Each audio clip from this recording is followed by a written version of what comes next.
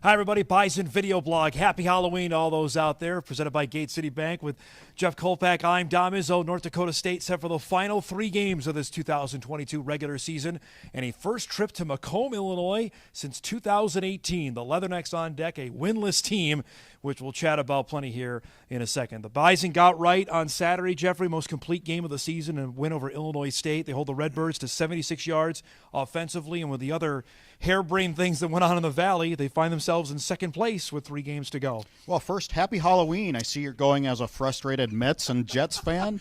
I'm going as a professional sportscaster. Yes, I'm trying to. Yes, well, exactly. Well, you're doing a good job of it, or at least trying to.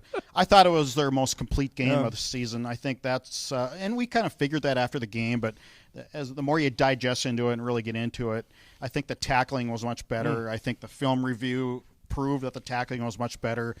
Seemed like the defensive line got more involved in mixing things up a little bit. I think Javier Darrett had his best game of the year, and I think that was something that was really needed. And so, here come the Western Illinois Leathernecks. I don't know what to say here. Go for it. Yeah, okay. Well, rushing offense 120th, rushing defense 118th, total defense 121st.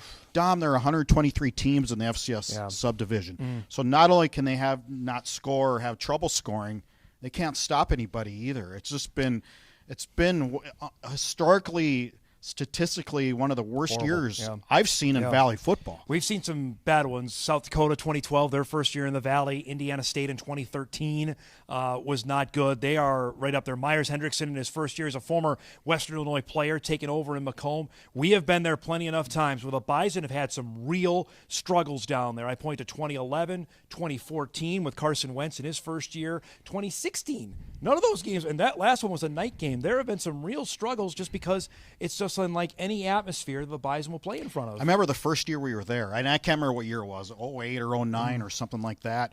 We walked to the game. We went through the tailgating lot, and it was packed. It was energetic. It was just everything you want in college football. They had a pretty good team. They had a good program going. And then now there's just nobody. Yeah, the wheels have come off now. And the school, I think, is struggling for enrollment. And I just feel bad for the school just on that regard that, the town of Macomb needs a school like Western Illinois. That's its bread and butter to thrive. And I'm not seeing it right now. It's just too bad. This is a spot where it's all about NDSU this week, knowing full well what's to come with Southern Illinois and North Dakota the final 2 weeks of the season to just continue the momentum of what happened on Saturday against Illinois State and keep that going here this week. Right, and I think the head coach said that as much when I asked him about, okay, coach, your players see it on film. They see the stats. I mean, you're not going to put wool over their eyes whatsoever. And he countered with, this is just, and he should. Absolutely. I mean, he should. Yeah. It is all about them, and it is all about the team. How much are we going to see Hunter Lipke? I mean, I'd throw him in the garage. I wouldn't play him a whole lot, knowing full well what's to come. That if you think this is a game you can get by with not him playing, I would do that. Yeah, I would too.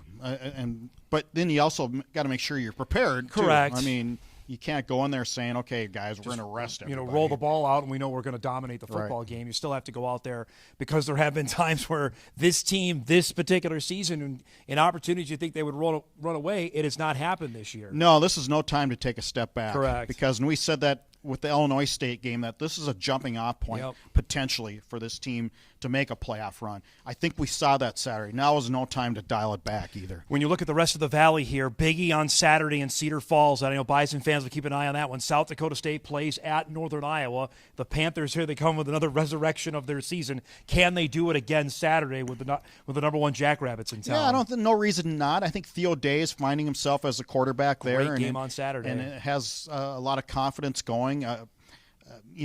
The problem with Northern Iowa is they start strong, it seems like. They usually give the FBS game a run with Iowa State, have their little mix-ups, and then make a run, and it's too late usually. This year, they completely opposite. They started 0-3, and now here they are at potentially at 4-2 in the league, 5-4 overall, and have a chance. And I look at that other game this weekend is Youngstown and Illinois State. two teams the Bison have beaten, two teams that are still in contention. The loser of that game is likely out of the playoff consideration, though. The teams are dwindling for the FCS playoffs out of the Valley. Dead with you now. I think it's going to be 3 right now. Could be 2, depending on how everybody each other up here over the last 3 weeks. What year was that? 2013 Yep. was NDSU and SDSU were the only 2 teams that made it into the FCS postseason. That would be striking, considering 6 made it last year. To only be down to 2 would be a heck of a change. But it's the landscape where we're seeing across the country, where there's the CAA and the Big Sky.